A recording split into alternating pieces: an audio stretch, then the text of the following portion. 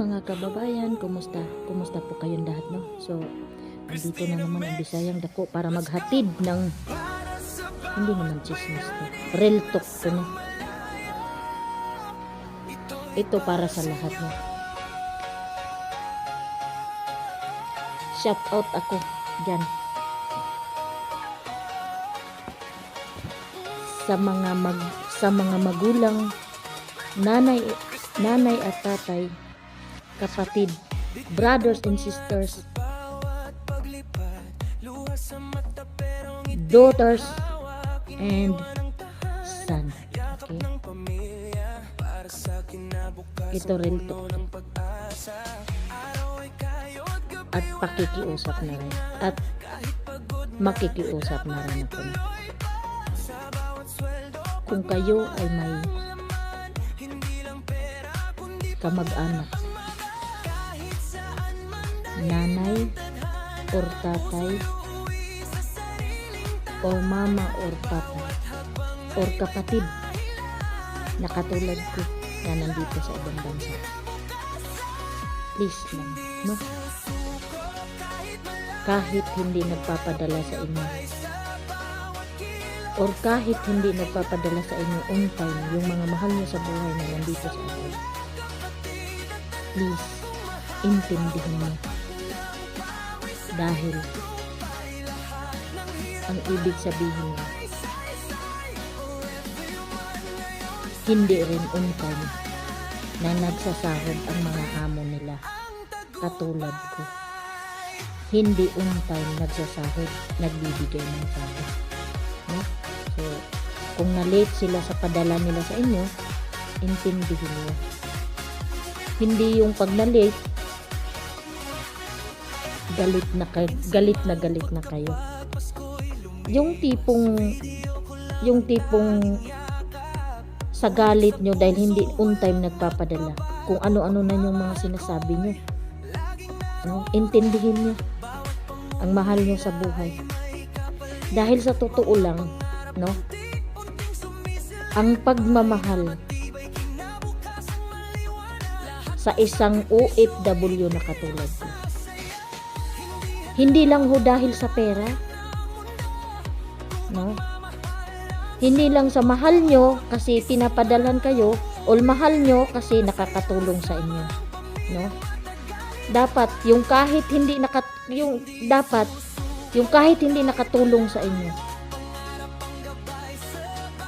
dahil kapatid nyo, anak nyo, or magulang nyo, nanay at tatay nyo, mahalin nyo sila nang hindi dahil sa pera. Naiintindihan nyo ba yung sinasabi ko?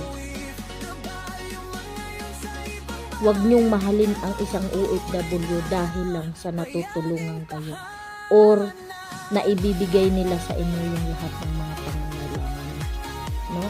Kasi isipin nyo ha, ang pagiging OFW hindi madali. Ang OFW, bago makatanggap ng sahod, bago makatanggap ng pinaghirapan sa loob ng isang buwan, ay samot-saring stress, pagod, puyat, gutom. Yan ang nararamdaman nila. Para lang makasahod sila. Ganun yung hirap ng isang OFW. Pinaghihirapan.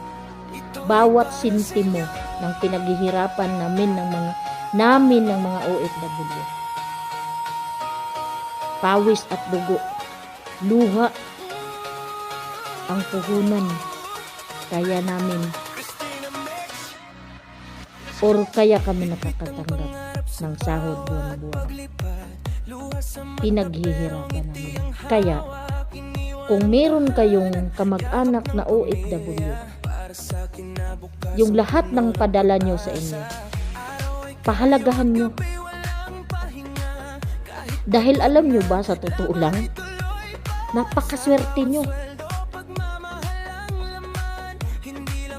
Pasko, bagong taon, Ang sarap ng mga kinakain mo dyan.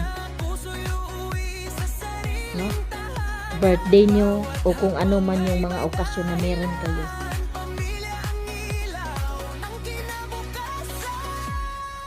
Birthday nyo may handa kayo. Samantalang kami, mga OFW, pag birthday namin, tamang tulog lang. Araw pa ng birthday, napagalitan pa, namura pa ng ano. No? Di kong napakapalad nyo na may mahal kayo sa buhay na nandito sa ibang mundo. No? So kaya, kung may pinadala sa inyo, pahalagahan nyo. No? Bawat sentimo pahalagahan nyo. Kasi bawat sentimo na pinadala sa inyo, hirap ang kapalit niyan sa amin bago nyo matanggap ang pera na yun.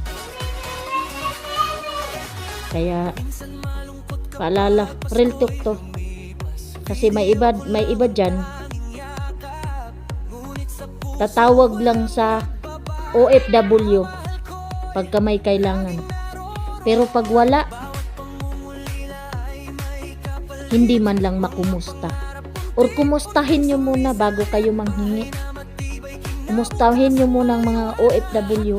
Ang katulad ko, kung okay lang ba kami, kung humihinga ba kami, kung wala ba kaming sakit na nararamdaman, wala ba kaming lagnat, wala ba kaming ubo, ganito.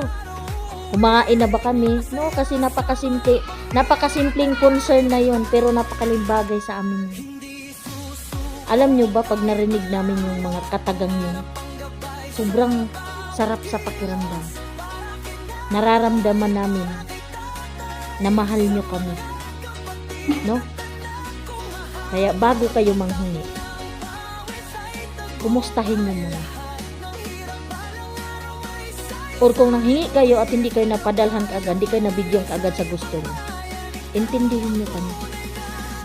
Dahil nga, hindi kami namumulot ng pera dito. No? Bawat padala, pinaghihirapan namin. Dugo, pawis, no?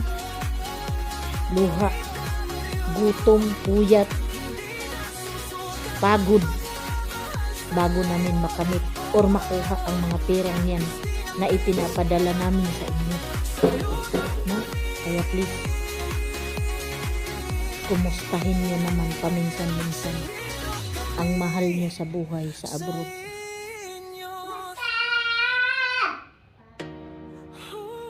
Yun ay kung mahal nyo talaga. Kailan nyo pa ba ipaparamdam na mahal nyo sila? O kailan nyo pa ba iparamdam sa akin na mahal nyo ko? Kung uuwi na ako dyan sa Pinas na patay na, paano ko pa mararamdaman yung mga pagmamahal nyo sa akin? Hindi na. Paano ko pa maramdaman na umiyak kayo? Hindi ko na maramdaman yun, patay na ako. No? So, kung may nanay, may tatay kayo, may kapatid kayo, o may anak kayo sa ibang bansa, pahalagahan nyo. Mahalin nyo sila. Mahalaga sa kanila ang simpleng pagkukumusta nyo sa kanila. Napakamalaking bagay yun sa kanila. Masaya na sila din. Iparamdam nyo na kahit nasa malayo sila, mahal nyo sila. Iparamdam nyo na kahit nasa malayo sila, iparamdam nyo na nandyan lang kayo sa oras ng kagipitan, no? Hindi lang sa oras ng kaginhawaan, no? Sana sa video kong ito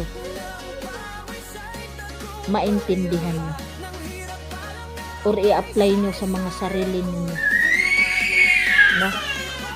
Yun lang.